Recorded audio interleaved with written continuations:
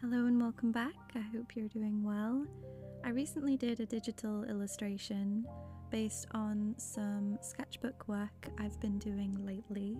I've been really inspired by the turning of the seasons as we're entering into spring and soon summer and everything is warming up. And I heavily associate the warmer seasons with butterflies and to a lesser extent moths as well. So I've been sketching chrysalis actually more than moths and butterflies themselves. I've been sketching a lot of chrysalis because they have really interesting shapes and designs and colours, textures. Some of them look like they're metallic, they're just really interesting. And while I was drawing a page of those recently, I had this thought of these would make really pretty jewelry designs, especially for like a fantasy setting. And then I was thinking, well, who would wear chrysalis jewelry? And then I started to think about a fairy based on chrysalis and moth or butterfly aspects, and I ended up coming up with the character that you're seeing on screen now. I asked on social media for a name for her, and we ended up going with Ciena, and that's spelled C-I-E-N-A. And yeah, this was a bit of an experiment with my digital style as well, because I'm not as used to digital as I am with traditional materials and with traditional sketchbooking as well, so I'm very much still experimenting with how I want to do illustrations digitally, and I played around with quite a few different things with this one. With the design itself, I knew that I wanted to have the chrysalis jewelry as chains in her hair, and I also knew that for the outfit I wanted to incorporate moth wings and have them sort of wrapping around the shoulders and some of the chest.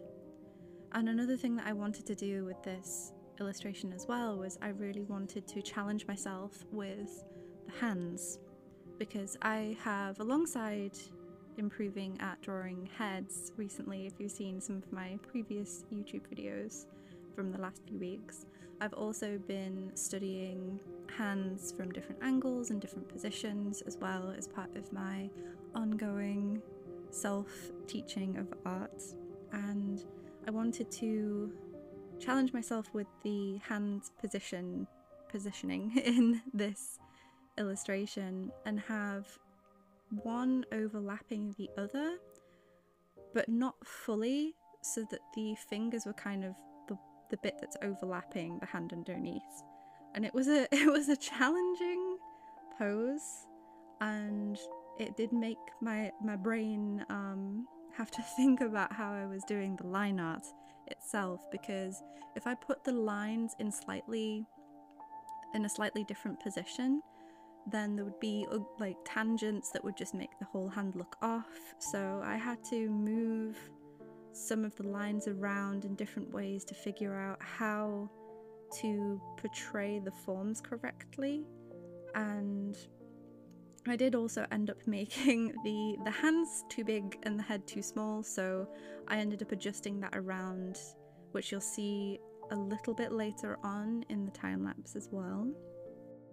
One thing that I've really come to appreciate in my artistic growth, or my artistic journey, whatever you want to call it, is the idea of actually flexing my creativity, as in using it like a muscle, rather than falling into the trap of focusing on my more conventional artistic studying. So when people say that you need to study the fundamentals and stuff like that, some people fall into the trap of only studying that, and when they have ideas of comics, illustrations, characters, animations, whatever it could be, they'll say, oh, I'm not good enough to do that yet.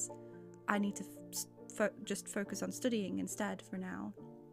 When your creativity is also a skill, and you also need to work on that as well if you're wanting to do illustrations or you're wanting to do animations and whatever, it's also an important aspect in learning. And with, I'd say, probably the last year or so of my art growth, I've really started to appreciate that balance between both creativity and personal work, and letting myself play, letting myself be creative, and then also my studying and my artistic growth in terms of my art skills.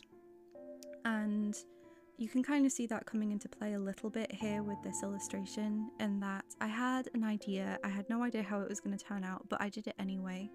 And I even challenged myself to do some difficult hand poses in a personal illustration, rather than just being like, oh, well, I'm going to study difficult hands in my study session today, but then I'm not going to try and do those in an illustration.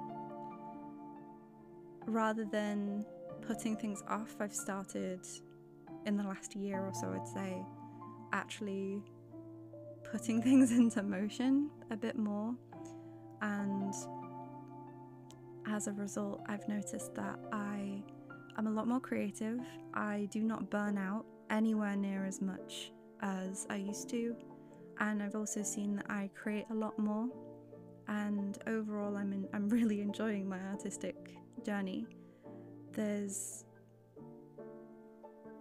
a lot of challenges along the way, and I've spoken about those a bit on the channel before, and we all have a unique experience down the artistic path, but this is just mine, and I thought I'd share it with you today while I showed you this time-lapse. To talk a bit more about the painting process itself, as I'm coming to the close of it here, I played around towards the end with the balance of line art and painted textures, because it's still something I'm trying to figure out how I want to incorporate into my digital illustrations. And so I mainly played around with the wings for the textures, and then also a little bit in the background as well. And I found that the best way to find out is by doing illustrations like these. So thank you very much for watching, and thank you for all the recent subscribers and for all the lovely comments you leave. I'll see you next time. Bye!